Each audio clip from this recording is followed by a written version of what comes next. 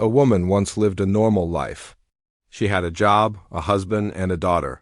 But one day, everything changed. The country she lived in no longer cared about rights, freedom, or love. It only cared about control. This is the story of how the world fell apart, and how one woman was forced to become a slave just because she could have children. Her name was June Osborne. But Gilead gave her a new name. Offered * before the world turned dark. June was just like any other woman. She had a happy life with her husband Luke and their little daughter Hannah. They lived in the United States, a country where people believed in freedom. But deep underneath the surface, something ugly was growing. There was a crisis. Women were not having enough babies anymore. People started getting scared. When fear grows, power always follows. And this fear gave birth to a new nation, Gilead. It didn't happen overnight. Step by step, women began losing their rights. First, they were removed from their jobs. Then their bank accounts were frozen. Laws changed without warning. And soon, women couldn't even read or speak freely. At the same time, a powerful group was building in secret. They believed that women should serve men, that religion should rule the land, and that any woman who could still have children should be used to save the human race. This group called themselves the Sons of Jacob. Their plan was almost complete. One day, the government fell. The president was killed, the Constitution was canceled, and the United States was no more. In its place, Gilead rose a country that claimed to be pure, holy, and strong. But inside, it was built on fear, violence, and control. Women were now divided into classes. Wives wore blue and were married to powerful men. Marthas wore green and worked as servants. But the handmaids, the women who could still have babies, wore red and were forced to become breeding slaves. June was caught while trying to escape with her family. Luke made it out, but June and Hannah were taken. June was separated from her daughter, locked up and trained to become a handmaid. Her new name became Offred, meaning she belonged to a man named Fred Waterford. Like all handmaids, June was forced to take part in something called the ceremony, a monthly ritual where she had to lie between a wife's knees while the commander tried to get her pregnant. It was cruel, cold, and treated like something holy, but it was nothing more than rape. Gilead used the Bible to control people, twisting the words to fit their rules. Women were told it was an honor to bear children for others. But the truth was clear. They were prisoners. Those who disobeyed were hanged, beaten, or sent to the colonies to die in toxic lands. Even men who refused to follow Gilead's system were punished. No one was truly safe. June, now Offred, was placed in the Waterford household. Commander Fred was one of the creators of Gilead. His wife, Serena Joy, had helped build the system, but now even she was trapped in the same world she helped create. Serena wanted a child so badly, but could no longer have one. June became her tool. Her body was not her own. But her mind stayed sharp. In the beginning, June was silent. She obeyed, she followed the rules. But deep inside she was watching, learning, and waiting. She saw the cracks in Gilead's walls. She saw the weakness in the commanders and the anger in the wives. She knew that her silence was her shield.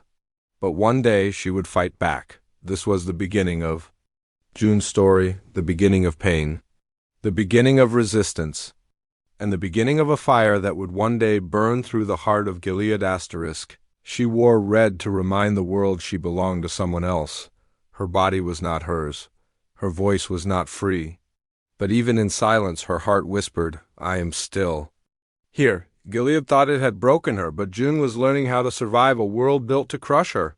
And she wasn't alone. Inside the tall gray walls of Gilead, the world looked clean and perfect on the outside. But every corner held pain, secrets, and fear. The handmaids walked 2 by 2, heads bowed, eyes lowered. Guardians with guns watched their every step. One wrong word, one wrong glance, and a woman could disappear forever. But even in this darkness, the spark of resistance had not died. It just went quiet. June, still called Offred, lived under Commander Fred Waterford's roof. His wife, Serena, Joy was once a powerful voice for women staying in their place. Now she was trapped in that place herself, powerless, bitter, and childless. She wanted a baby more than anything, and June was her only hope. But Serena didn't see June as a person. She saw her as a tool, a vessel. Sometimes cruel, sometimes coldly kind, Serena's eyes burned with jealousy and desperation. Commander? Waterford was no better. He followed the rules in public but broke them in private. He invited June to secret meetings in his office. He played board games with her. He took her to an illegal club where handmaids were dressed up and used like toys for powerful men. He said he cared. But June saw the truth. Fred didn't see her as human. He saw her as something that made him feel powerful, but June wasn't just a victim. She began to think, to plan, and to connect. She whispered with other handmaids. She exchanged glances that meant something more. One word changed everything: Mayday. A secret group fighting Gilead from the inside. And slowly June found pieces of hope buried under fear. The handmaids had their own quiet language. A shared look, a squeeze of the hand, a quote carved in a closet wall: No light te bastardes carborundarum. Latin, it meant, don't let the bastards grind you down. That one message gave June strength. Somewhere, another handmaid had written it. Somewhere, another woman had fought, and that fight passed into June's blood. Even Nick, the commander's quiet driver, seemed different. He watched June, but not like the others. He warned her, protected her, and one day he became something more. Their secret love gave her warmth in a world gone cold. She didn't know if it was safe, but it reminded her she was still alive, still human. But no love was safe in Gilead.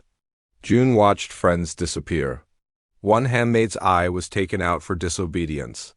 Another was stoned to death by her own sisters. They were forced to become tools of pain. If one woman stepped out of line, the rest were made to punish her. It was how Gilead controlled them, with fear, with guilt, with blood on their hands. Still, not every heart could be broken. There was Janine, fragile, sweet, and full of fire. They took her baby, took her eye, took her freedom. But she kept smiling, kept dreaming. And June saw in her something brave, something pure. She also saw Ofgelin, the brave handmaid who dared to fight back.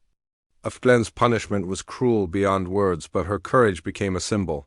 A reminder that Gilead feared women who remembered who they were. June's resistance grew in silence. She began to push back. Not loudly, not with violence, but with strength. She refused to break. She refused to forget Hannah, her daughter, taken and hidden somewhere in Gilead. Every breath June took was for her child. Every lie she told, every rule she followed, every risk she took, it was all for Hannah. Gilead wanted her to accept her new life, but June made a choice. She would pretend. She would wear the red, she would speak the prayers. But in her heart, she would fight. One thought kept her going. They don't own me, not really. And as more women quietly rose, as more secrets were shared behind closed doors, June realized something powerful. She was not alone. Gilead had created an army of silent women. But silence doesn't last forever. Asterisk, she had already lost her name. She had already lost her freedom. But the one thing June refused to lose was her daughter. Every day in Gilead felt like drowning, but every plan to escape was a breath of air. In a place where love was forbidden and trust was dangerous, June risked it all to find a way out. But in Gilead, freedom always came with a price, and sometimes the cost was too painful to carry. June could not forget Hannah. Every dream she had was filled with her daughter's face. Every nightmare was the memory of being ripped away from her. Her world had been reduced to silence, red robes, and cold walls, but inside her chest, a fire still burned. She didn't just want to survive, she wanted to get out. She wanted to get Hannah out too, and she wasn't alone. Quiet whispers of escape passed between handmaids, shared in fear and desperation. But escape was nearly impossible. One chance came through Commander Waterford himself. He continued to break Gilead's rules behind closed doors, and June used his weakness to her advantage. She gained little freedoms, a magazine, a secret walk, a stolen moment in his office. She studied his habits, his lies. He was powerful, but arrogant. And arrogance was a crack in the wall. Then came Nick. He was quiet, loyal on the surface, but something in his eyes told June she could trust him. When she was at her weakest, Nick offered more than protection. He offered love. In Gilead, this was dangerous. But for June, it gave her something real to hold on to. It wasn't just comfort, it was a small rebellion. Their stolen nights gave her hope. Their whispered promises kept her going. And then came the moment that changed everything. June got pregnant. It was not Commander Waterford's child. It was Nick's. That made the baby illegal. That made June's life even more fragile. But strangely, this child gave her power. The commanders couldn't harm a pregnant handmaid. She became useful again, valuable. And she used that small bit of power to push back. She demanded to see her daughter. She tested Serena's patience. She walked a tightrope every day, playing the part of the obedient handmaid while plotting her next move. But not every plan worked. Every escape attempt had its cost. Her first attempt failed. She was caught, beaten, dragged back. Her body hurt, but her spirit didn't break. Moira, her best friend, managed to escape through the underground network and found freedom in Canada. June was happy for her, but it made the prison around her feel even tighter. She could smell freedom through someone else, but she couldn't touch it. Emily, another handmaid, also fought back. She struck one of the cruel ants and was sent to the colonies, a place full of radiation and death. But even there, Emily found a way to keep fighting. These women, though far apart, were still connected by pain and by their refusal to give in. When June finally got her second chance, it was dramatic. Nick arranged a van. It was risky. June climbed in with her newborn baby. The night was dark, the path uncertain, but this was it.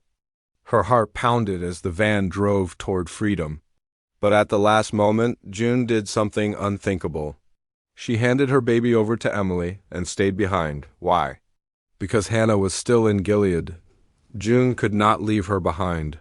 She chose to stay in hell because no mother should escape without her child. This decision shattered her, but also made her stronger. She was no longer just trying to escape. She was now planning to tear the whole system down. But Gilead doesn't forget. Commander Waterford and Serena were watching. The other handmaids were growing restless. Danger was closing in from all sides, and June had to decide what kind of woman she wanted to become, a survivor or a soldier. Gilead, even love was a weapon. Every bond could be turned against you. Every escape brought more pain. But June was learning something the commanders never understood. Pain doesn't make you weaker. It sharpens you. She could have run. She could have vanished into a peaceful life. But instead, June turned around and walked back into the fire. Because some wounds don't heal with time, they demand justice. And some mothers don't forgive, they fight. What began as one woman's survival became a storm Gilead couldn't stop. Now, the question wasn't if Gilead would fall, but how loud it would scream on the way down. June's choice to stay in Gilead changed everything. She was no longer just surviving, she was leading. Every loss, every punishment, every child ripped from a mother's arms had built something inside her, rage. And now that rage had a purpose. She joined forces with others in secret, building small rebellions that shook the foundation of Gilead from within. She didn't carry weapons. She carried truth. And in Gilead, truth was more dangerous than bullets. After giving her baby Nicole to Emily for escape, June went back into the system, but she was no longer quiet. She began to speak, to push, to lead. Other handmaids started following her. She inspired them not with words but with action. She stood tall even when beaten. She stared into the eyes of commanders without fear. She risked death every time she stepped out of line. And yet she kept stepping. One of her biggest victories came when she helped smuggle over 86 children out of Gilead. It was a moment of pure defiance. Mothers cried, guards panicked, and Gilead bled. That night wasn't just an escape, it was a message. You can't hold us forever. For the first time, the world saw hope break through the cold iron of Gilead. The stolen children reached Canada, and June, bruised and bleeding, smiled. Because for once Gilead had lost something it could never replace, but victory in Gilead always comes with pain. June was hunted, tortured, and nearly broken. Her body carried scars, but her eyes were sharper than ever. Commander Waterford became desperate to regain control. Serena, too, started cracking. She claimed to want motherhood, claimed to want peace, but her hands were soaked in cruelty. In the end, both she and Fred became prisoners, finally captured and sent to face trial in Canada. Yet justice isn't always found in courtrooms. June had a chance to face Fred one last time. But instead of letting the world decide his fate, she took matters into her own hands. With the help of other survivors, other women who had also been used and hurt by Gilead, June led him into the woods. There, in the darkness, they tore him apart. It wasn't just revenge, it was release. Fred Waterford died not as a hero of Gilead, but as a hunted man crying in the dirt. June left his wedding ring and finger as a gift for Serena, a clear message. I remember everything, but killing Fred didn't bring peace. It brought questions. Who was June now? A hero? A mother? Or something else entirely? In Canada, June struggled to live a normal life. She had escaped the walls, but Gilead still lived in her heart. Nightmares, anger, guilt. She couldn't let it go, not while Hannah was still trapped. And not while Serena Joy stood in front of cameras pretending to be the victim. June's battle wasn't over, it had only changed shape. Serena, now alone and pregnant, faced her own twisted journey. Once the enforcer of pain, she now tasted it herself. June didn't forget what Serena had done, and Serena didn't forget who June had become. Their rivalry turned into something more than hate, something cold and personal. Not war, not peace, but a deep, dangerous tension. The revolution had started with whispers. Now it was roaring.